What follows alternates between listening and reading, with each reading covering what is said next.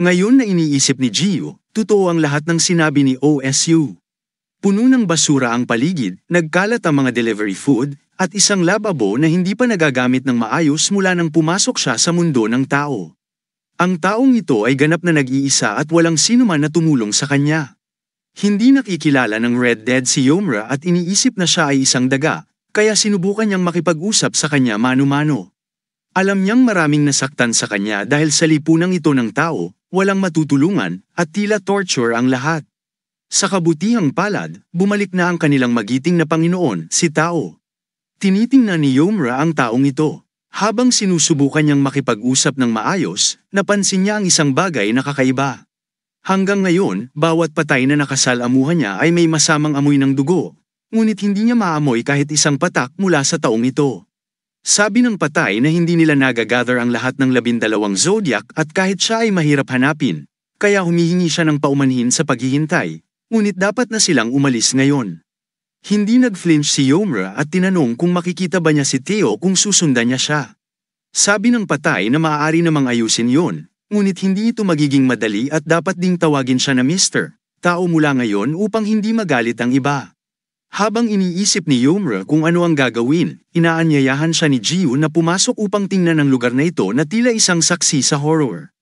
Ngunit agad siyang tumigil sa pagsasalita nang makita ang dalawang patay sa harap niya. Tinanong ng asul na patay kung may problema dahil halos matulis siya sa kanyang titig. Napansin din ni Yomra na wala siyang maamoy na dugo mula sa mga ito, kaya't maaaring sila ay naiiba, at gusto niyang pag-usapan yun sa kanila. Sabi ni Gio na walang paraan upang makatakas sa amoy ng dugo, ngunit alam niya kung ano ang mga ito dahil nakasalamuhan na niya sila dati. Nang magkaroon ng kanyang unang misyon, medyo kinakabahan siya, na itinuturing ng kanyang auntie na normal, ngunit dapat niyang ipagpatuloy ang pagiging kalmado dahil magiging maayos ang lahat. Iniisip ni Gio ang lahat ng masamang bagay na maaaring mangyari, ngunit dumating ang isang kalbo na kasamahan at pinatibay ang kanyang loob na magiging maayos ang lahat kasama ang pseudo beauty na madaling makapasa bilang isang top-tier doctor. Magiging ayos sila. Ang auntie ay nagsimulang mang-asar sa kanya dahil tinawag siya na beauty, na hindi niya nagustuhan dahil patuloy ang bibig niya sa mga walang kapararakang salita. Ginamit niya ang sariling mga salita, tinukso pa niya ito lalo na ginawa niyang umalis habang ang kanyang kalbong ulo ay kasing pula ng kamatis. Tinanong ni Gio kung bakit siya nagbibiroan ng maraming tao dahil hindi ito ang unang pagkakataon na ginawa niya ito, ngunit sinabi ng auntie na okay lang yun at hindi niya kasalanan kung maraming tao ang naaakit sa kanya. Sawa na siya sa kanyang buhay, pag-ibig at nais niyang magbigay ng payo kay Gio upang maalis ang kanyang pag-aalala. Ang layunin ng misyon na ito ay upang hikayatin ang neutral na mga patay na sumali sa mga tao at bumuo ng tinatawag nilang Eastern Fangs. Sa puntong ito, nakaranas na siya ng ilang pakikipagkita, kaya't hindi na dapat mahirap hikayatin ang mga ito, at dahil ang kanilang antas ng panganib ay nasa C, malapit sa 0 ang pagkakataon na makasalamuhan nila ang masasamang patay. Nang sa wakas ay natagpuan nila ang nais nilang makilala, naruroon sina Red at Blue na sinamahan ng isang misteryosong tao. Sinubukan ni Red na kumbinsihin ang misteryosong patay na ang pagiging neutral sa mga tao ay hindi kasing ganda ng iniisip niya, kaya't kung sasali siya kay Theo, tiyak na makikita niya ang hinahanap niya. Nagulat si Gio na makakita ng higit sa isang patay sa kanilang lugar ng pag-uusap, ngunit hindi pinansin ni Red ang mga ito at patuloy na sinubukan ng kumbinsihin ang misteryosong tao na sumali sa kanila upang magkaroon siya ng kapangyarihang lampas sa imahinasyon. Kailangan lang niyang ibigay ang isang bagay kapalit. Patuloy na pinag-uusapan ni Blue ang mga tao na nagpasama ng galit kay Red. Inirekomenda niya na hintayin nila ang kanilang pagkakataon sa halip na magreklamo ng ganito. Ngayon ay wala na siyang pagpipilian kundi ang harapin sila. Nang sandaling yun, naglabas siya ng mga apoy na lumamon sa buong lugar. Sa wakas, napagtanto ni Yomra kung bakit hindi niya naamoy ang dugo sa kanila dahil sinunog niya ang lahat ng naruroon. Walang dugo roon, inilagay ni Red ang kanyang espada sa leeg ni Gio at sinabi na wala siyang modo at dapat umalis na. Sinasabi niya sa kanyang kasamahan na umalis habang maaari pa siya. Agad na hinawakan ni Yomra si Red sa kanyang mga damit at sinabi na hindi siya dapat humingi ng ganoong bagay dahil siya mismo ang gumagawa ng parehong bagay sa kanyang kasamahan. Nagsimulang magpawis si Red habang nararamdaman ang galit ni Yomra at alam niyang ang daga ay dapat matakot at medyo mahiyain, ngunit ang taong ito ay walang takot, kaya't hindi siya ang daga na hinahanap nila. Dahil dito, siya ay walang silbi, kaya't gumawa siya ng malaking bola ng liwanag mula sa kanyang espada na sumabog sa buong lugar na puno ng malalim na mga apoy. Sinabi niya kay Blue na maghanda para sa laban, ngunit mas interesado siya kay Gio dahil ang kanyang magandang mukha na puno ng desespero ay puno ng karisma. Napakakagiliw-giliw niya upang ipagpaliban, ngunit hindi siya dapat matakot dahil dapat niyang maayos na maipaliwanag na hindi siya narito upang saktan siya. Hindi pa huli para magbigay sa kanyang galit, di ba? Sinabi ni Yomra na tumakbo si Gio, na siya ay nag-aatubili na ginawa, ngunit nagpasidi lamang ito kay Blue sa kanyang kagustuhan sa kanya habang tinatangkilik niya ang saya ng pangangaso. Nagmadali si Gio sa silid ng daga at sinubukang hanapin siya upang makatakbo silang magkasama, ngunit nakita niyang bukas ang kanyang bintana at wala siya roon. Umalis ba siya o nahuli siya ng iba? Hindi na ito mahalaga ngayon dahil kailangan niyang tulungan si Yomra at pagkatapos ay hanapin siya. Isang pag-iisip ang huminto sa kanya dahil ipinakita ng daga na natatakot siya sa mga tao, kaya kung lumabas siya, maaaring mangyari ang masama. Hindi makapaniwala si Blue na nakatagpo siya ng ganitong masarap na pagkain habang ang kanyang emosyon ay umaagos. Siguradong kailangan niyang dahan-daang magpakasawa sa kanya. Sa kasamaang palad para sa kanya, naruroon si Yomra at ginamit ni Yomra ang kanyang kakayahan upang sanay mapatay ang ulo nila. Ang dalawa ay halos walang oras upang makalayo mula sa pagsabog na tiyak na makakapatay sa kanila. Ngunit ngayon, alam na ni Red kung sino ang taong ito dahil isa lamang ang nagtataglay ng mga itim na apoy na iyon. Napagpasyahan ni Blue na mas mabuti pang habulin ang daga at umalis na dahil tiyak na magdudulot ng problema si Yomra, ngunit nagtatanong lamang si Red kung gaano kalayo na sila. Hindi naiintindihan ni Blue kung bakit siya nagtatanong, ngunit sinabi ni Red na magmadali na. Napansin ni Blue na dahil siya ay nagtitipon pa ng lakas, hindi siya nakalayo ng malayo, mga 600 metro mula sa kanilang orihinal na lokasyon. Sumigaw si Red na buksan agad ang pintuan dahil wala na silang oras. Sumigaw pabalik si Blue na malayo na sila para hindi na siya mahanap, ngunit sinabi ni Red na tingnan ang distansya. Mula pa sa simula, nasa kanilang likuran na siya at alam niyang maaari na niyang matuntun sila ngayon. Tinutorture sila sa pamamagitan ng inaasahan. Naintindihan ni Blue at tinanong kung saan sila dapat pumunta. Nang sabihin ni Red na pumunta hanggang sa pinakamalayong lugar, biglang tumalon si Yomra at pinukpok ang lupa sa ilalim nila. Nakalayo sila mula sa pagsabog ngunit hindi makapaniwala si Red na nakipag-away sila sa halimaw na iyon. Alam niyang sa simpleng pagtingin sa kanya, wala silang pag-asa. Habang tumatakbo at sumisigaw si Gio para sa daga, iniisip niya kung paano niya siya mahahanap at nagsimulang i-connecta ang mga bagay na katulad ng ibang zodiacs. Lahat sila ay may tiyak na aura, tulad ng instincts, halimbawa, ang pagprotekta sa sariling katawan tulad ni OSU o iba pang bagay. Kung ganoon, dapat mayroon ding espesyal na bagay ang daga. Naalala niya ang sinabi ni Red na ang daga ay dapat natatakot kaya iniisip niyang tiyak na nagtatago siya sa isang lugar. Sa kabutihang palad, ang unang eskinita na tinignan niya ay doon matatagpuan ang daga at dahan-dahan siyang lumapit habang iniisip na matagal na siyang naghahanap. Nagsimulang maghagis ng putik si Rat sa kanya at sinasabing umalis siya at huwag lumapit pa, ngunit hindi siya tumigil at ipinaliwanag na siya ay isa sa mga tagasunod ni Yomra, kaya hindi siya dapat matakot. Sa una, parang naniwala si Rat, ngunit sinabihan siya na dalhin si Yomra doon, tanging kapag nandyan si Yomra ay pupunta siya. Sinabi ni Gio na abala si Yomra sa pakikipaglaban sa mga patay ngunit tinawag siya ni Rat na sinungaling. Ganito ang mga tao, sabi niya, nasisiyahan sa paminsan-minsan. Sinabi sa kanya na magtiwala sa kanila at magtulungan sa kabila ng lahat ngunit lahat ng iyon ay kasinungalingan.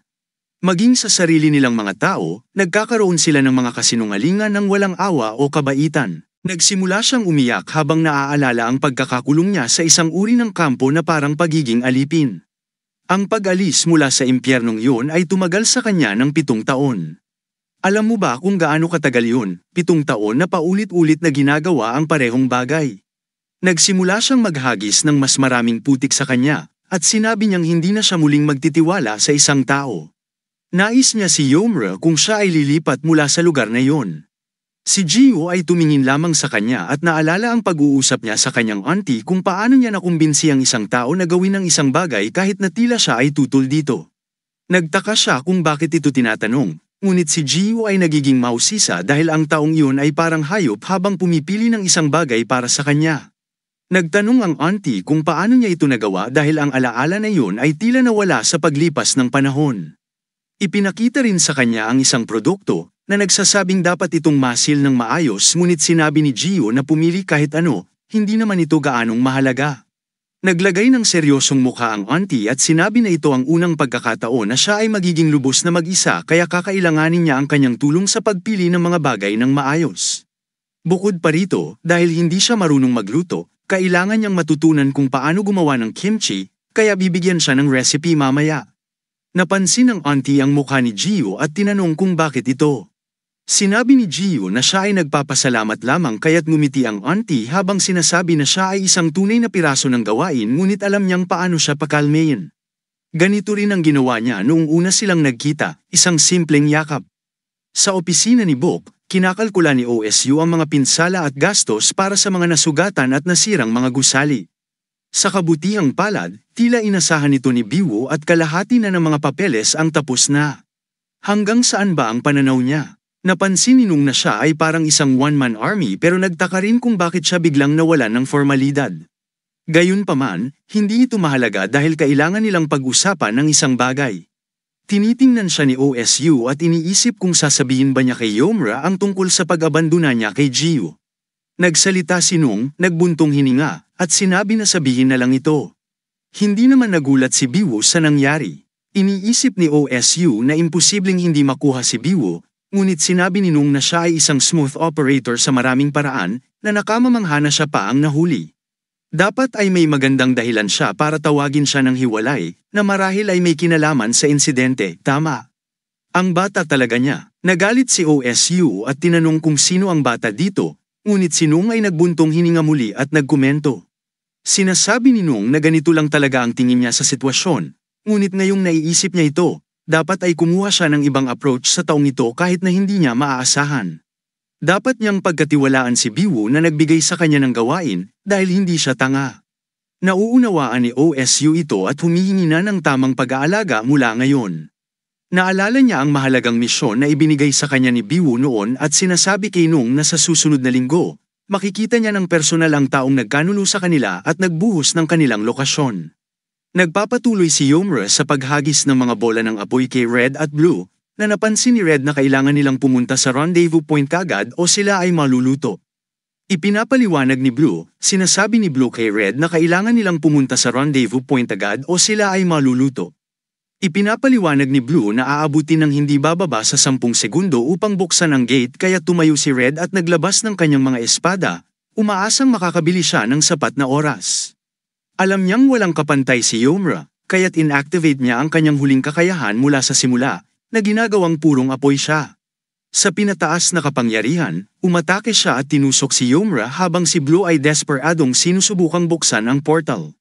Doon ay halos mahulog sa kanya ang isang bola ng itim na apoy at humingi ng tawad si Red dahil hindi niya ito na-block agad. Ngayon, gagawin niya ang kanyang makakaya upang hindi na makabother kay Blue. Hindi magawang sugatan ni Red si Yomra at ang kanyang mga atake ay labis na mabigat, kaya't nagpasya siyang iwasang itusok ang kanyang mga paa sa lupa at labanan siya sa ganoong paraan. Gumagana ito ng ilang sandali hanggang sa sinubukan ni Yomra na tapusin siya mula sa ibaba, na halos magtagumpay. Ang espada lang ang tanging bagay na pumihil dito. Napansin ni Yomra ito at binati siya sa pagkakaroon ng magandang espada, at sinabi ni Red na ang mga ito ay ipinagkaloob ng mga kapangyarihan ni Theo, kaya't walang kahit anong gasgas sa mga ito sa dulo ng lahat ng ito. Napansin ni Yomra na maaaring totoo yun, ngunit may iwan ba siya na hindi nasaktan katulad ng mga blade? Gaano pa katagal siya makakapit? Alam ni Red na hindi siya tatagal ng matagal, kaya't umaasa siyang magmadali si Blue. Nag-uumpisa ng magbilang ang mga segundo habang si Blue ay naglalagay pa ng mas maraming kapangyarihan sa portal. 6 na segundo na lang, sinusubukan ni Red na labanan ng apoy sa apoy ngunit hindi ito gumagana. 5 na segundo na lang, pinipilit ni Yomra na dumaan at naglalabas ng ulan ng mga atake na nagdudulot sa halos pagkamatay ni Red. 4 na segundo na lang, ginagamit ni Red ang bawat hibla ng kanyang lakas upang pigilan ang mga papasok na atake, lumilikha ng isang palabas ng ilaw na walang kapantay. 3 na segundo na lang, halos tapos na ang portal ni Blue at ginagamit ni Red ang natitirang lakas upang maglabas ng isang napakalaking bola ng apoy. 2 segundo na lang, iniisip ni Red na na-stop niya siya kaya't nagbabalik siya sa normal at tumakas. 1 segundo na lang, doon ay may isang taong lumitaw mula sa likuran niya at hinawakan siya sa pamamagitan ng portal na direktang papuntang impyerno. Si Red ay nakatuon lamang sa iniisip kung ano ang gagawin ni Yomra, dahil alam niyang magkakaroon sila ng pagpupulong dahil sa kanyang pagiging hanggal. Nang 0 na ang segundo, binuksan ni Blue ang portal at napansin na nahuli si Red. Ang tanging tamang pagpipilian ay umalis nang wala siya, ngunit biglang pumasok si Yomra at nakapasok din. Ang parehong mga portal ay nagsara ng sabay. Nagulat si Nung na sinabi yon, at tinanong ni OSU kung sa tingin niya ay hindi siya magiging traidor. Sinabi ni Nung na hindi siya magiging traidor, ngunit alam na ni OSU ito, gusto lang niyang tiyakin. Ngayon, mas interesado na siya sa kung ano ang gusto ni Biwo na sabihin sa kanila. Sinabi ni Nung na sinabi rin ni Biwo na siya ay makakalabas mula sa pagkakakulong niya, ngunit wala siyang ideya kung kailan at saan. Nanghuhulaan si OSU at hindi na niya alam kung ano ang ibig sabihin ng makita ang traidor. Sinabi ni Nung na kung siya ang humihingi sa kanila, marahil ay hindi nila dapat ipakita ang lokasyon ng taong iyon kapag siya ay bumalik, nangangahulugang sa loob ng 1 linggo, kailangan nilang mahuli ang traidor at ayusin siya sa pangalawang rendezvous point. Isang patay ang nahihirapan na makita si Yomra bilang Rat Zodiac ngunit iginiit niya ito dahil siya ang tinuturing ng patay na ito ang pinakaratiis na tao na kanyang kilala. Binibigyan siya ng benepisyo ng duda ng patay ngunit nagtatanong kung nasaan sina Red at Blue dahil dapat ay bumalik sila kasama siya. Ipinaliwanag ni Yomra na pumunta sila sa isa pang Zodiac, ngunit sa katotohanan, ngayon ay parehong naghihirap sa impyerno. Sinabi ng patay na lahat ay nasuri na at sinabi kay Yomra na pumasok siya. Pumasok siya ngunit iniisip kung ano ang susunod niyang gagawin. Mula ngayon, kailangan niyang kumilos tulad ng isang daga upang makilala ito at mapagsisihan ito ang ginawa niya. Ngunit una, kailangan niyang hanapin ang white ball. Tinatanong niya ang patay kung nasaan ito, ngunit bago makasagot, may dumating na isang tao na nagsabi na siya ang mag-aalaga sa bagong dating na ito. Ipinakilala niya ang sarili kay Yomra bilang isang tagapaglingkod ni Theo na si Cleopatra, ngunit tinatawag siyang Cleo ng kanyang mga kaibigan. Sinabi niya sa patay na magpahinga at tiningnan siya bago umalis, nagtataka kung tama ba ito. Sinabi ni Cleo na tiyak na nasasabik siya na makilala ang kanilang master at tinanong kung anong uri ng armas ang mayroon siya. Sinabi ni Yomra sa kanya na tigilan na ang pangungulit ngunit interesado lamang siya dahil hindi niya inaasahan na ang Rat Zodiac ay may ganitong mga kalamnan, siya ay ibang-iba mula sa sinasabi ng mga kwento. Biglang lumitaw ang isang malaking lalaki at sinabihan siyang ilayo ang kanyang mga maruruming kamay sa lalaki o gawin ito sa ibang lugar dahil nakakahiya ang kanyang ugali. Tinanong ni Cleo kung talagang mukhang malaya siya. Ngunit wala siyang pakialam, nagkukunwari lamang si Cleo na sumusunod sa mga utos nito habang nag-e-enjoy. Hindi ito ang tamang paraan ng paglilingkod sa kanilang master. Nagalit si Cleo at sinabihan siyang umatras kung ayaw niyang umuwi na may 2 nabaling mga binti. Tinitigan siya ng malaking lalaki at sinabi na kung hindi dahil sa utos nito na huwag silang magkasakitan, matagal na siyang patay. Kumalma si Cleo at tinanong kung ano ang ginagawa niya ng ganitong oras ng gabi, na sinagot ng lalaki na nais ni Snake na kumain ng prutas, ngunit babalik sila agad.